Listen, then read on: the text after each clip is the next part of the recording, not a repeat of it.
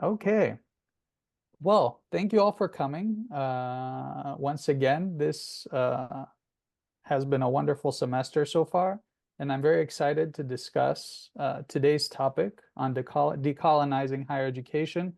And as I customarily have done until now, I think I will just take a couple minutes to provide a general overview of the topics that were discussed in the podcast for those who may not have had the time to listen to it, which I thought are interesting in terms of a jump off point for our discussion. And then I look forward to hearing all your thoughts about that. But so why the topic really? I thought it was really interesting as a topic just because you keep hearing a lot of people talking about it these days.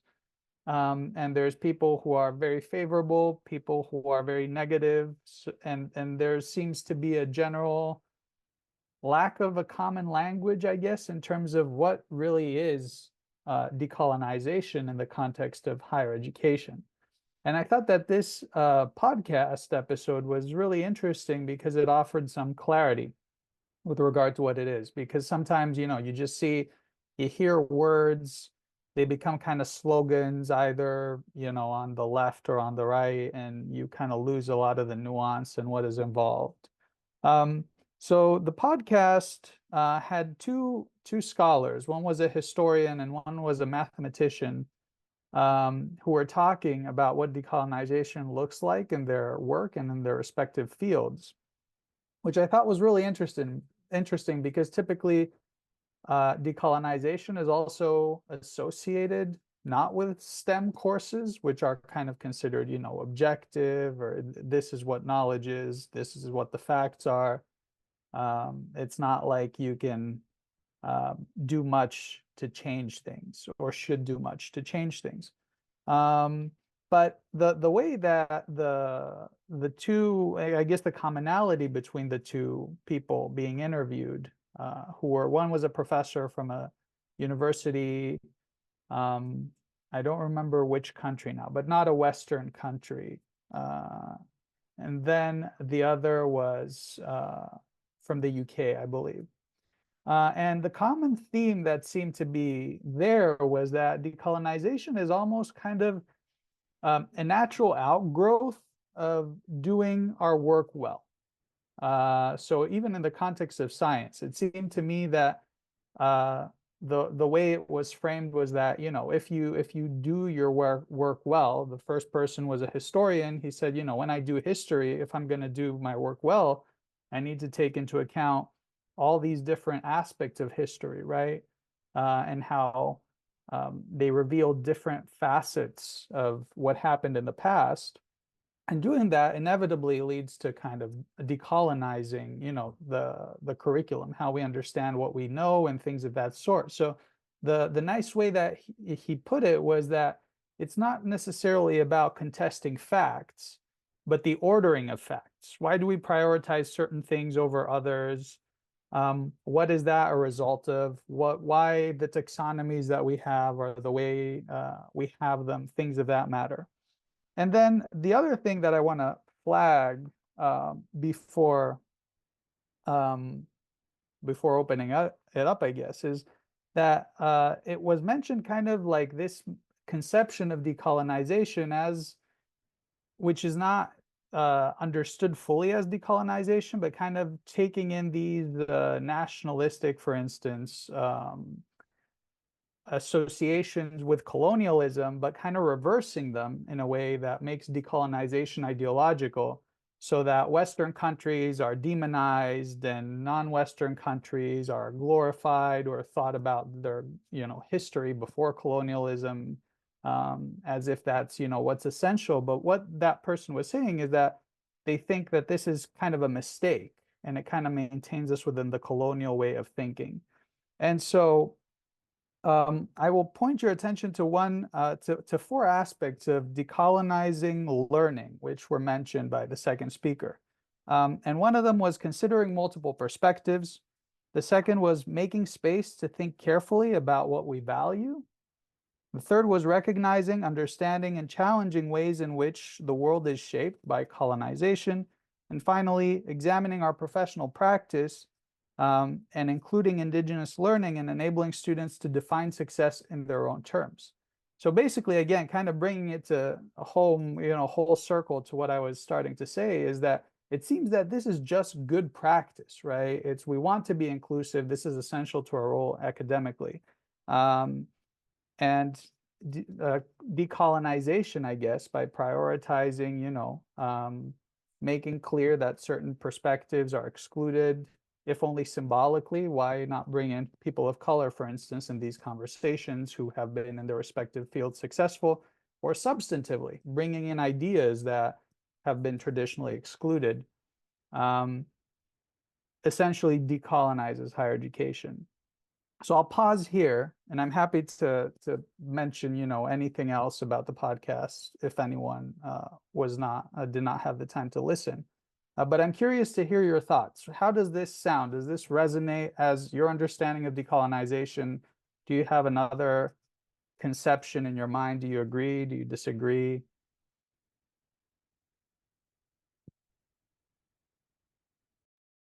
I kind of got the impression that decolonization outside of the framework just in the podcast, but as is discussed out there, has to include some sort of remediation or reparation.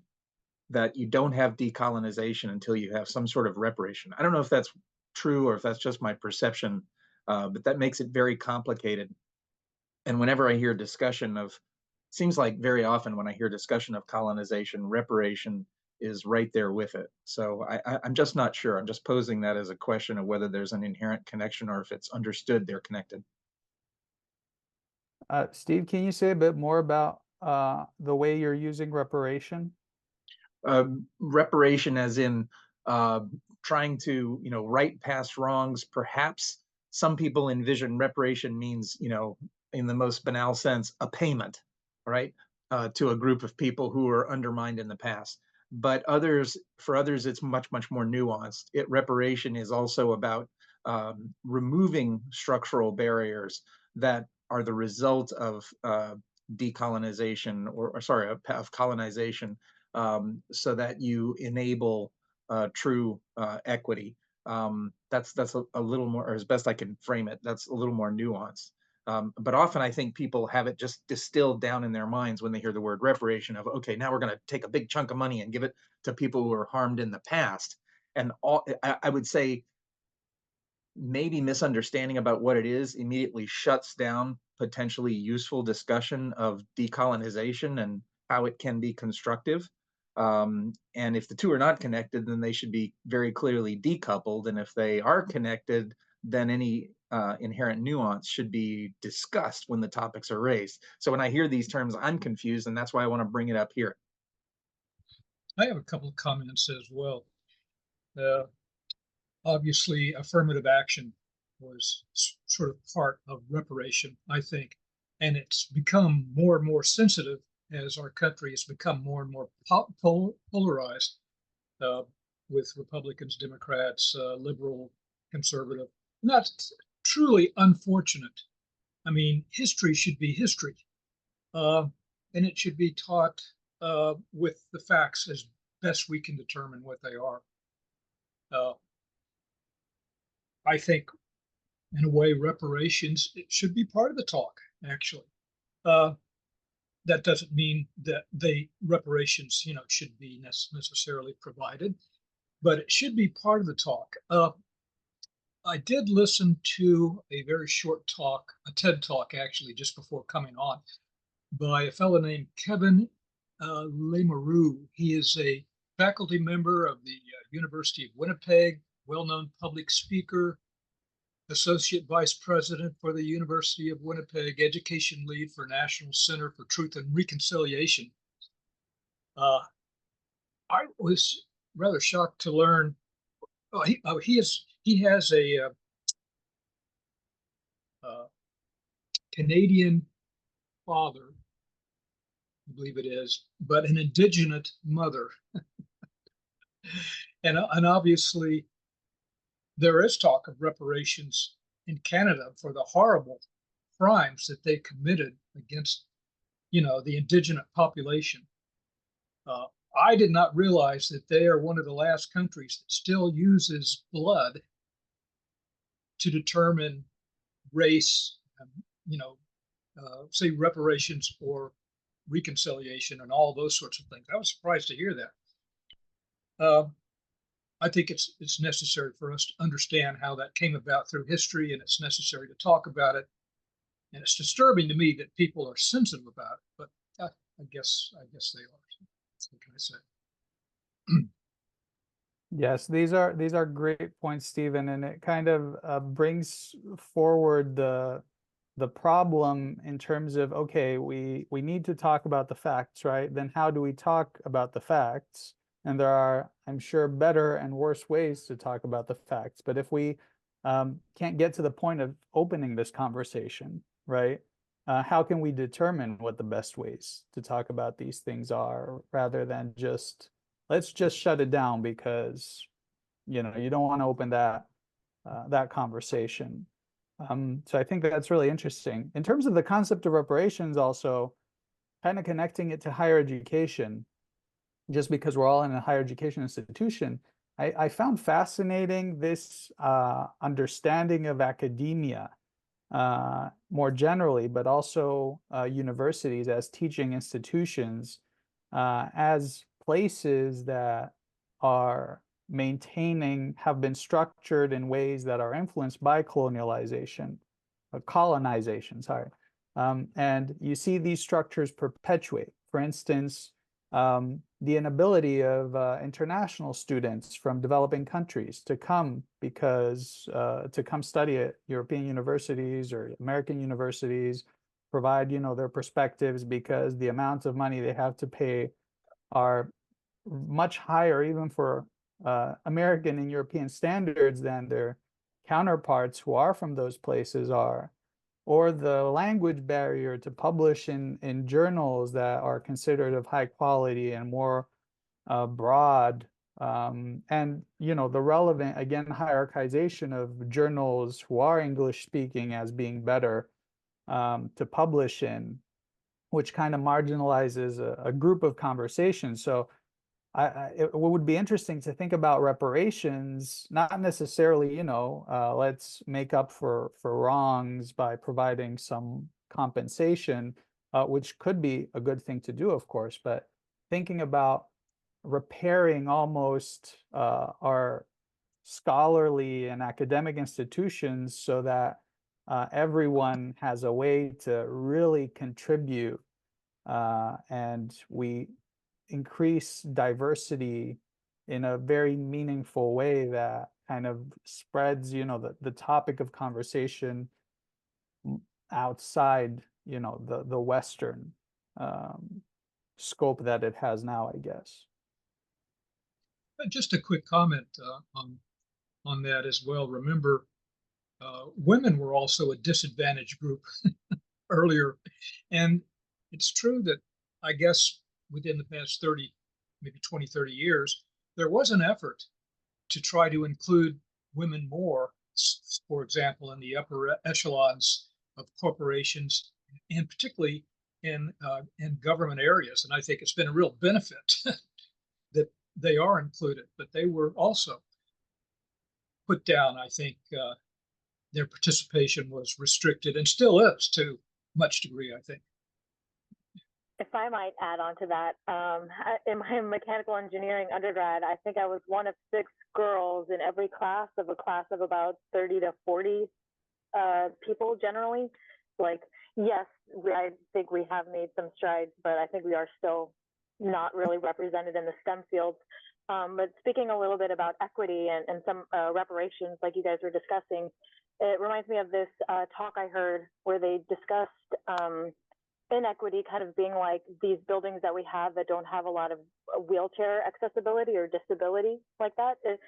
Being a different race or whatever is not necessarily a disability, but there are steps that we can't get up, so we need ramps or elevators. But making buildings accessible or making our different institutions accessible is really what we're trying to look for. I think that there are some things that you can't necessarily just write or wrong. You can't write a history, but you can make things better and easier for people to move along in these institutions.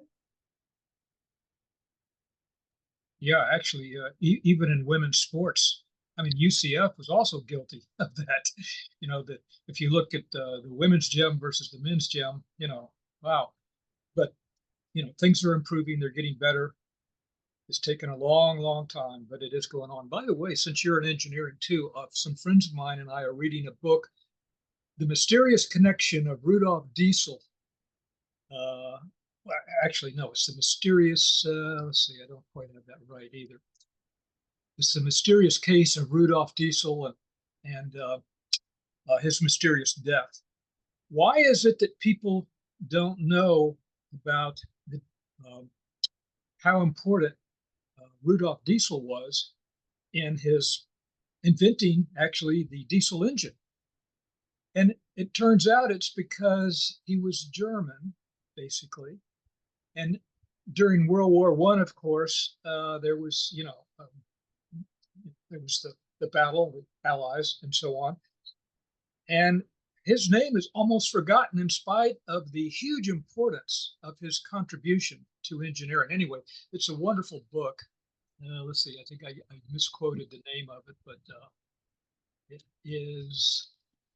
Yeah, thanks for sharing the link, Jonathan.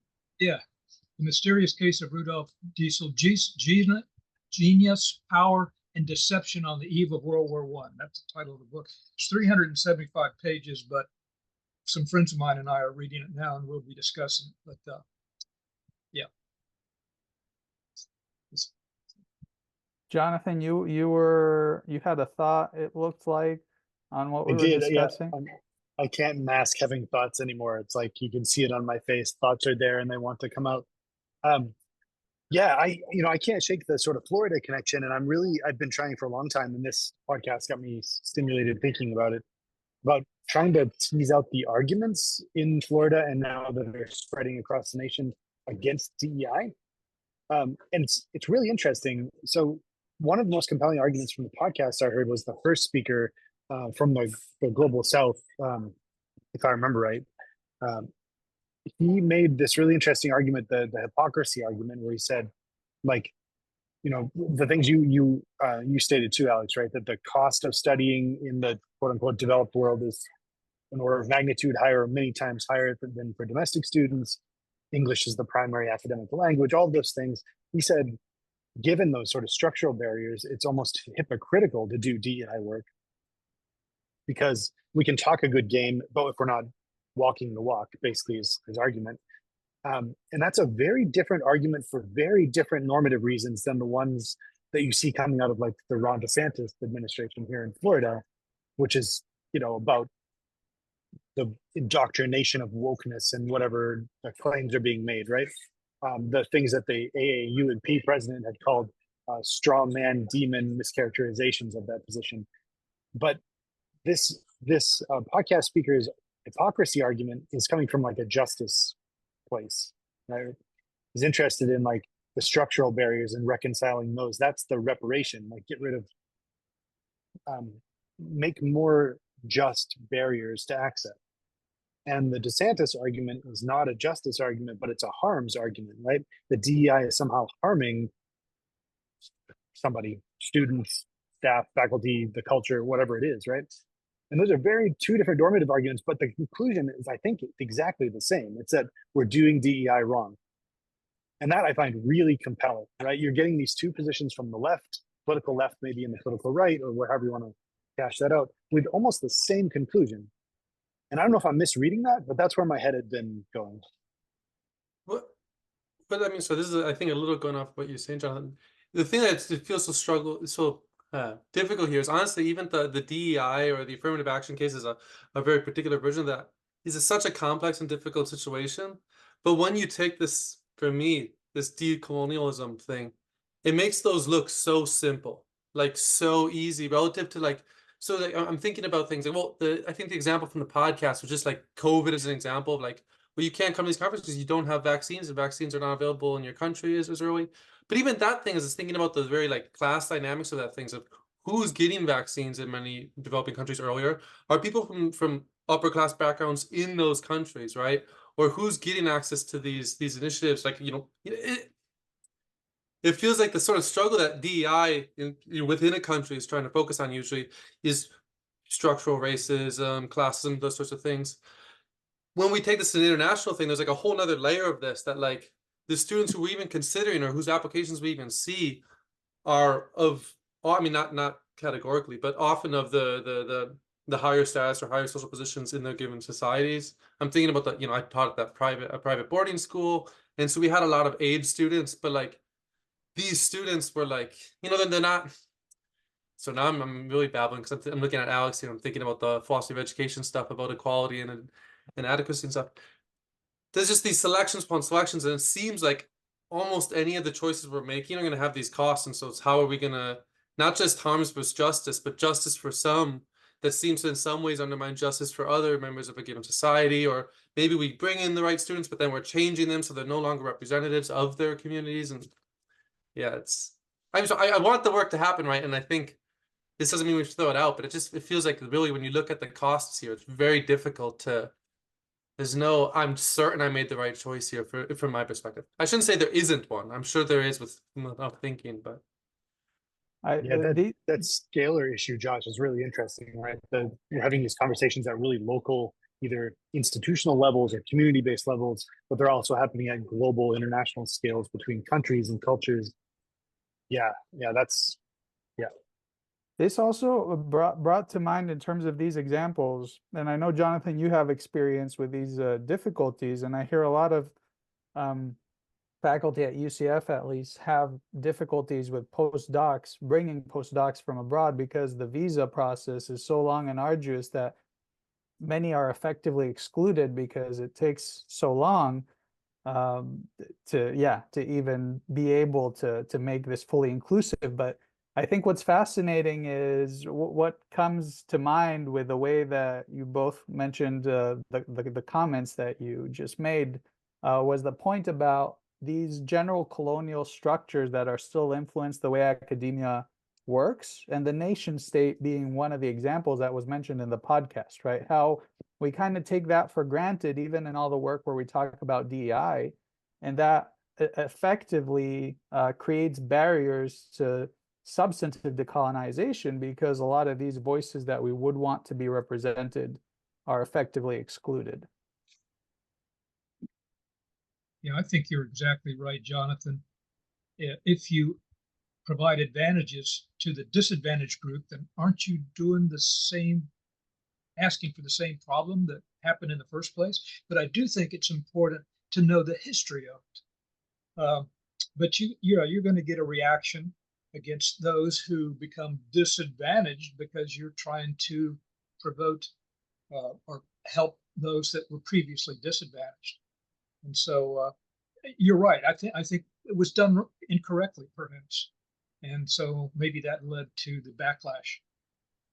So some of the backlash, I think, historically, you can check me if I'm wrong, happens where two disadvantaged groups intersect, where one disadvantaged group has the perception or is told that trying to remedy for this one group is going to affect them. I think about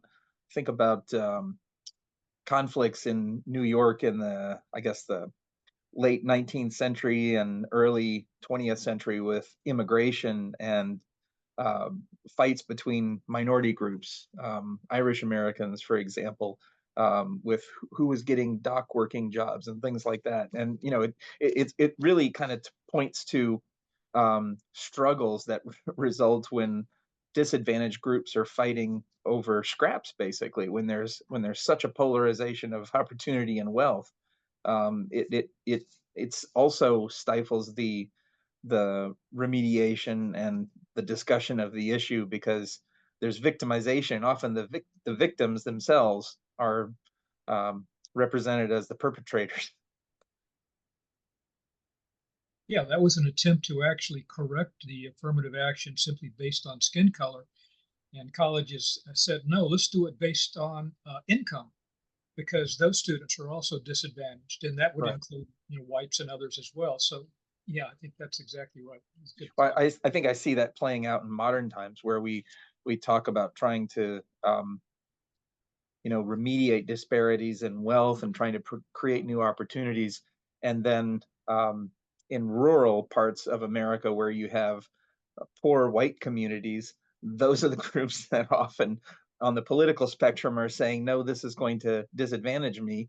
And they're already in a highly disadvantaged group for other reasons, right? A lot of it being a wealth inequity. So I think it completely occludes useful discussion on affirmative action, on decolonization, on equity, and that's where channels of communication, proper representation of history and fact are so important and yet so difficult to get to, I think. I think it's almost like we need a PR firm to like give us the right words to say that don't make other people feel bad. Like, we have to put it in a certain way that doesn't make other people feel marginalized, or a marketing firm, something like that, in order to, yeah, that's my 2 cents there. Angelica, that's awesome. Yeah, I was just thinking about this because we have I don't know if you have something similar at your institution, Angelica, but here at UCF, we've got a focus in the state of Florida on civil discourse. And that's the acceptable PR term. And in fact, we've got a new center dedicated to civil discourse. And it's so interesting to me because, Alex, you laid out these 4 conditions of decolonization. The first 2, consider multiple perspectives and think carefully about what we value. That's just ethics or civil discourse, whatever you want to call it here, right? The other 2, the last 2, consider how the world's shaped by colonization and include indigenous perspectives and then capacities for individual success. Those are the 2 things that I think our state government has been like, wait, right? That maybe that's too much. The first 2 things, we're all in, let's do it. That's civil discourse. The next 2 things, that leads down paths we don't want to go. And that's super interesting to me. So maybe the PR, a loose PR term for us at least, is civil discourse, which makes me twitch because I feel like that's, Steve, what you and I have been doing for years in the Center for Ethics. And so here's this new state-funded thing, we'll have a new center to do this too.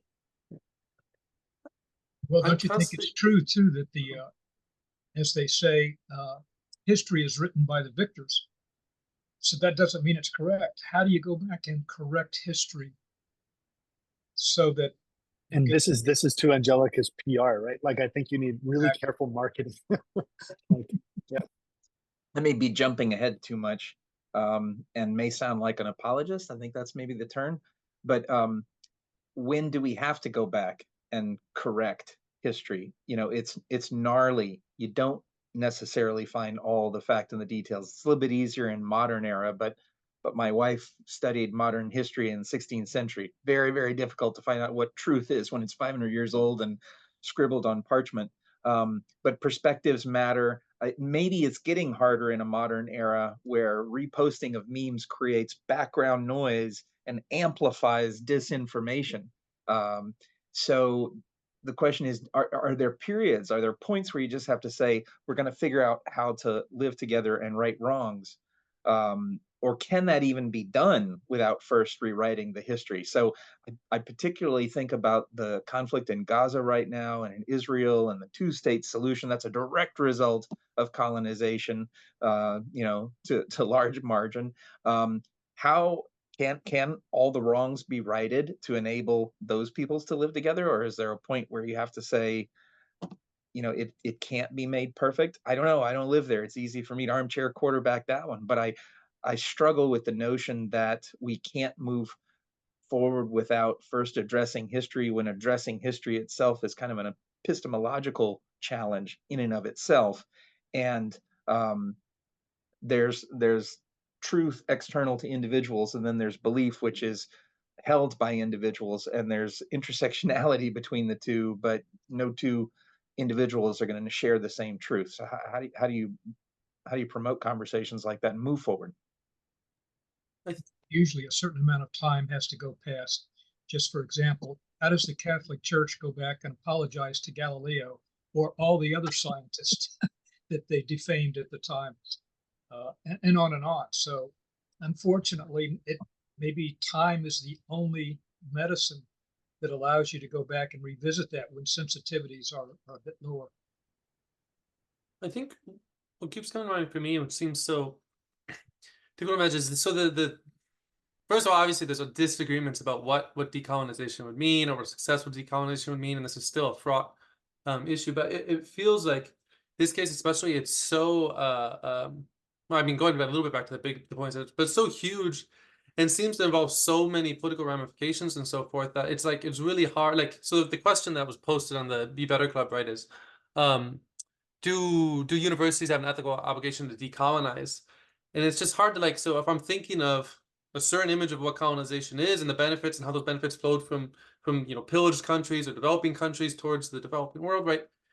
It's like asking the very beneficiaries of these systems, like, how could Oxford University or Harvard University or whatever, any university in the US really decolonize when this very, very status, depending on our understanding of this case, seems to depend on the thing that's passed, right? Like, but I mean, yeah, what but like returning these endowments and returning, all the students being, whatever, that those sorts of questions come to mind, and it makes it, one, it seems really politically difficult to see how it could succeed, because for me, again, as I said, these relatively easier things like, hey, racism is bad, let's try and ensure we don't have these weird disparities, seem so difficult to reconcile. The decolonizing thing seems like it's hard to imagine the political solution going along with like what would be justified in some moral sense. And so then these questions like, PR firms and goals and blah blah blah. It's like, I don't know. It keeps popping in my mind, and I wasn't gonna say it because I didn't want to, but I've been thinking of, like, we all know we might know the famous, MLK, the letter to the white moderate, right? But then, of course, we look at MLK, who's a very politically minded person who's trying to succeed, and the way he's turning his back on more radical, the Malcolm X's of the Black movement. And like, so I'm not saying that was a bad choice, but it's like to succeed, we need to frame things, we need to narrow things. The people who have the power right now are the beneficiaries of colonialism, pretty much on any version of what we mean there. And so what can we like hope to, so I do think this thing we can hope to see, but I mean, what are the things we should be asking for in this thing, and how much of this going to be one step back, two steps forward, or I don't know. So I'm tracing two different, I guess there's some distinctions that seem to be underlying what we're talking about. And one of them was actually mentioned in the podcast, and it has to do with whether decolonization, we think of decolonization as a process or an outcome. And does it matter which of the two we think of it as? Because if we're thinking about it as a process, and we're not as outcome driven, then there's something valuable to even trying to decolonize, right? Whatever that means. But then also thinking about the forward and backward looking aspects of decolonization, right? And do we necessarily need the backward element to move forward or not? And the reason why I'm mentioning that is because, and we haven't touched this directly, but I thought it was just fascinating and so related to the work we do at the Center for Ethics.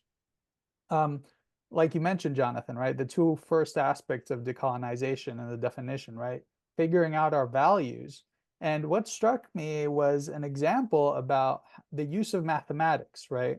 That the second person made at for the podcast.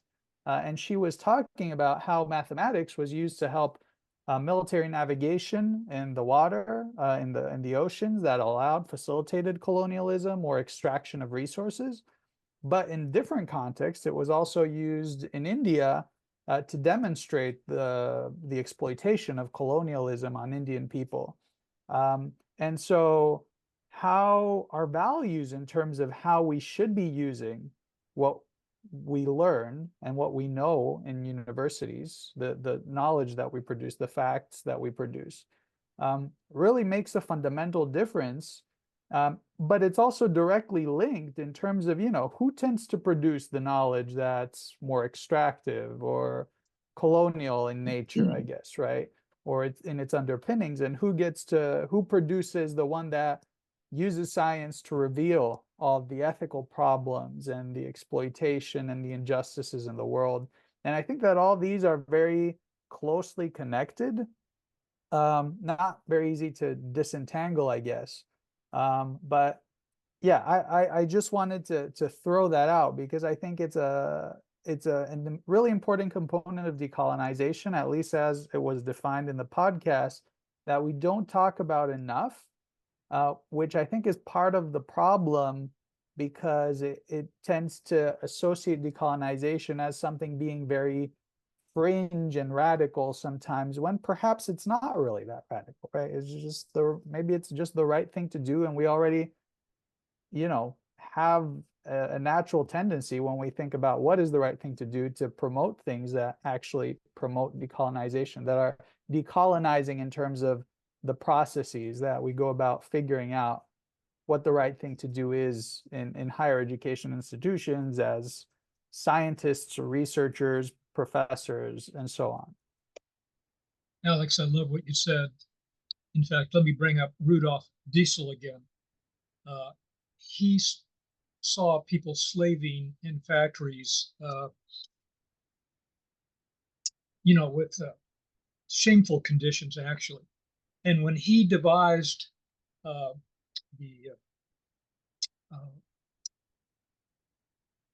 when he went into engineering, his idea was to try to help people like his father. His father worked in a leather and wood factory. And eventually, of course, he knew the steam engine did help quite a bit. It came along, but it was big, bulky. It had sort of limited use. And so he came up with the idea of the diesel engine, not for purposes other than manufacturing, even though later on, of course, the Germans used it in their U-boats. That was not what he wanted, in fact, at all. And yet he is kind of remembered, perhaps, and maybe that not remembered, because of his involvement of providing that to the Germans. In fact, he actually wanted to provide it to the British as well. But and the same thing we're dealing with today, of course, with these discoveries, AI, which we talked about last time, it can be used for great good or great evil, actually.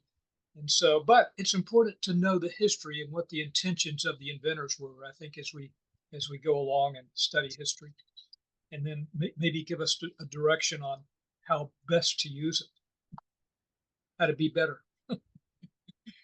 Actually, oh, Jonathan, No, Josh, go ahead. Go ahead. I actually feel like bringing this to this decolonizing, not to really disagree with the bulk of what you're saying, Stephen, there, but I almost think like it might be a big mistake of us to focus too much on the intentions of the inventors or the colonizers or anything like that.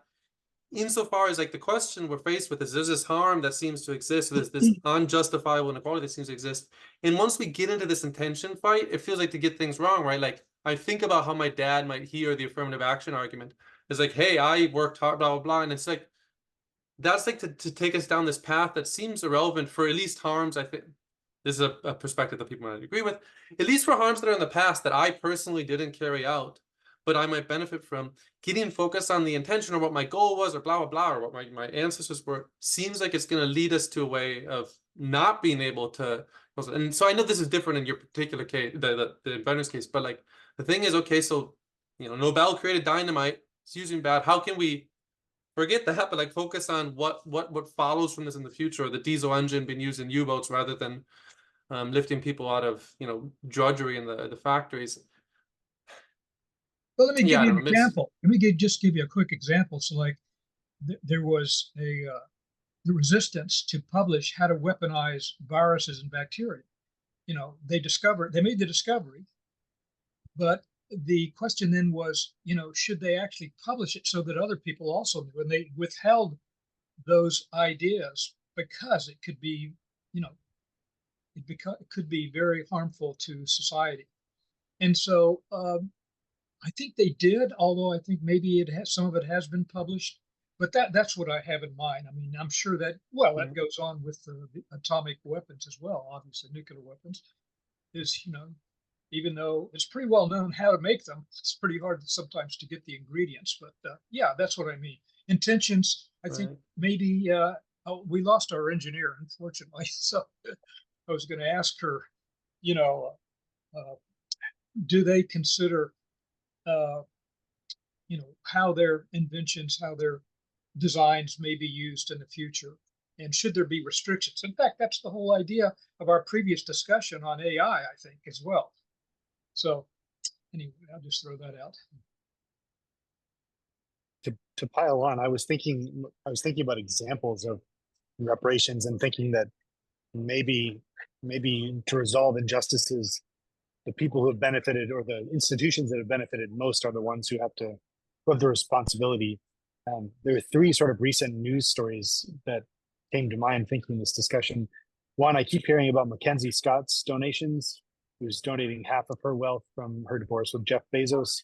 All that Amazon money is going to, I mean, again, institutions she's choosing to support, but institutions who applied to her to support. The Albert Einstein College of Medicine in New York received a $1 billion donation from the widow of Berkshire Hathaway co-founder, who's worth billions. So this underserved College of Medicine has free tuition for its students for quite a long time. And then the most recent story was that, and this one hit home because I spent a lot of time up there, but the Yurok tribe in Northern California are going to manage, are the first tribe in the nation to manage alongside the Park Service forest land. So the redwood forest will be managed as tribal land alongside the Park Service, and that's brand new. These are each, in my mind, like little bits of the breaking down of these structural barriers that have come from colonization. And maybe we can't, it's not an all or nothing game, right? It's not like we can sort of break down all the barriers, but these little instances from people of great means or institutions of great means, of course, to me stand out as really compelling stories about the small ways that we're breaking down those barriers. Yeah, and Elon Musk actually criticized her for her donations and called her names and said she was doing great harm, and it resulted in her doubling her donations. I love it. So like, good news story. This is why I for the criticize underserved. people as well. I hope that they take my criticism and just reverse Donate more psychology. money. Good guy Musk. He's it. doing 3D chess. Yeah, this Alex, is this is oh, really sorry. fun. I was just going to say, I'm glad you cued us into this discussion. This is a hard one, and it's so interesting. And I like that it's got these local and global connections too. So thanks for that. Yeah, and I that's the one reason that I found it fascinating was just because decolonization, like I said at the beginning, is such a buzzword. But I don't think, like, as a center for ethics, and thinking about our role as ethicists, that we can really do a good job as ethicists without maybe call it a side effect, maybe, rather than, it being our purpose to decolonize. But decolonization is a necessary part, it seems, right? Because we talked about it when we were talking about epistemic injustice in AI, right? Like bringing in these voices so that AI can really be helping everyone around the world. Or now in the examples that you mentioned also, or that we've been talking about bringing down those barriers for international students and scholars, like all these things which seem kind of intuitively the ethical thing to do, are also vehicles for decolonization. So it seems that we've already been advocating for at least part of what decolonization requires. I'm not going to make, the claim that we're decolonizing the university with our work, in no way, but I think that it's almost a natural outgrowth of doing our jobs well, and thinking about the impacts of our respective, fields in Yeah, the and how are world. we ever going to talk about the Israelis and the Palestinians, both disadvantaged groups at one time or another? And somehow reparations are going to have to be made, or some type of a way for them to live together, but it must be talked about. We've already lost the president of Harvard, I think it was, that went down as a result of that. And yeah, we have to be able to talk sanely about these things, I think, in order to find solutions. Yeah, and this also kind of brings to mind, Stephen, it was mentioned earlier, I guess, by Steve also as an example, but kind of pointing to the idea of backward versus forward looking, right? The two-state solution is inherently forward looking, right? So in that sense, there's that one way of thinking about decolonization. How do we move beyond what has happened and live in harmony? But then some might think of decolonization as let's go back to what was there, you know, in the 1940s or before then, right? Which would require a different set of solutions, many of which are ethically objectionable for sure. So that kind of creates, I think, an interesting set of polarization that we see in every sphere of life with affirmative action, right? Or with reparations, all these difficult conversations. So it certainly seems that it's at least pragmatically maybe more fruitful to think about forward-looking ways or forward-looking reasons to decolonize rather than the other way around, just because we're not in control of what happened in the past, and things get a lot more murky and complicated, I guess. You know, the question is then whether we should even bring up the history at all. So in order to move forward. So I don't know, that's a tough one. And history, I think history is an important component regardless of whether we're doing backward or forward looking work, because it helps guide us. But yeah, all of these are very big and complicated questions, I guess, that are important to think about, and especially in our context, like you were talking about, Jonathan. And you know, these legislative restrictions, which some of which may be based on some, you know, reasonable fears for harm, like you said. Others may be misconstruing the situation or not having just outcomes in the way they're structured.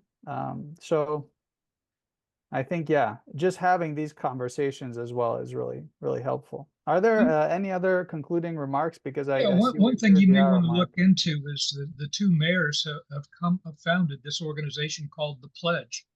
I don't know if you've heard of it or not, but it's the Pledge Against Hate. In fact, it's been in the Orlando Sentinel, so you might want to look it up. People are signing up, and the whole idea is let's just pledge against all hate, regardless of the group. So look it up. It's both mayors are on board with this, I think, Orlando and Orange County. But you may want to look at that and maybe get one of those actually to come on board and maybe speak to the group. So it's just called the Pledge, and you should find it very easily. Mm-hmm.